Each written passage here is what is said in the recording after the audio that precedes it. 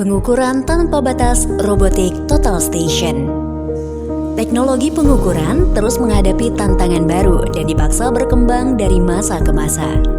Kondisi-kondisi sulit seperti pantulan cahaya, hujan, sampai dengan kedinamisan deformasi struktur memaksa evolusi alat ukur dan juga pemindaian.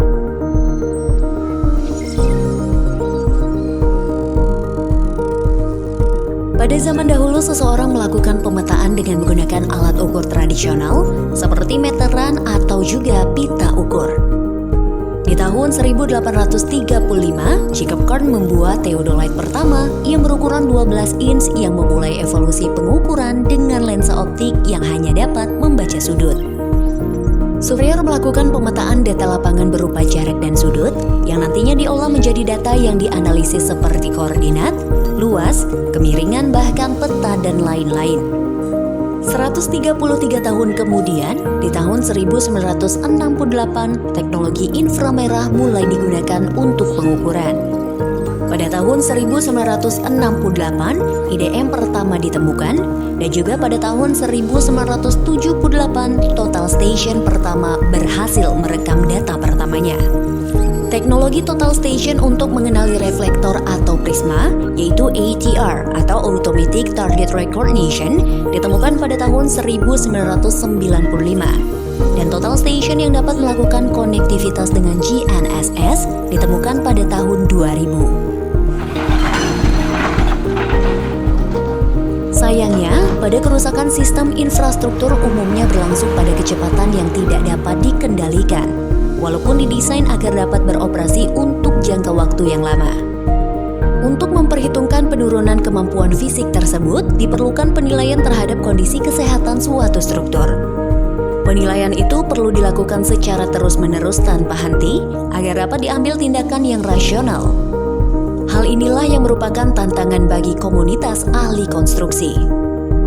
Solusinya pada tahun 2013, Robotic Total Station sudah mulai mendukung monitoring secara otomatis. Robotic Total Station kami sematkan untuk memonitor seluruh pergerakan struktur di Bendungan Waisekampung tahun 2020. Robotic Total Station kami tempatkan di titik stabil di lereng tumpuan kanan bendungan. Titik tersebut dipilih berdasarkan lokasi yang cocok untuk mencakup sebagian besar deformasi bendungan. Kemudian 20 unit prisma kami tempatkan di tubuh bendungan, 10 prisma di struktur spillway, dan 20 prisma di lereng tumpuan kiri bendungan.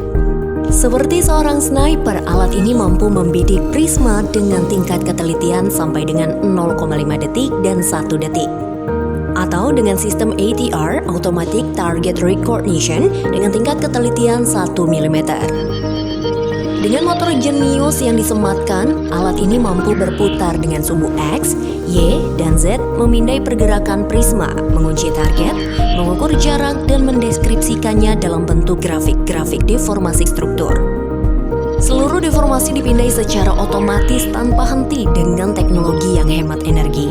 Dikirim menggunakan sistem radio ke server di site office, kemudian data tersebut diolah software menghasilkan laporan dan grafik-grafik deformasi yang dianalisa secara otomatis dan real time.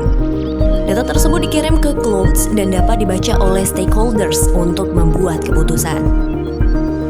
Pengukuran tanpa henti selama 24 jam kali 365 hari sudah bukanlah hal mustahil. Human error pencatatan data sudah merupakan cerita lalu. Kecerdasan buatan dari tenaga ahli geologi dan geodesi sudah dimasukkan ke software ini.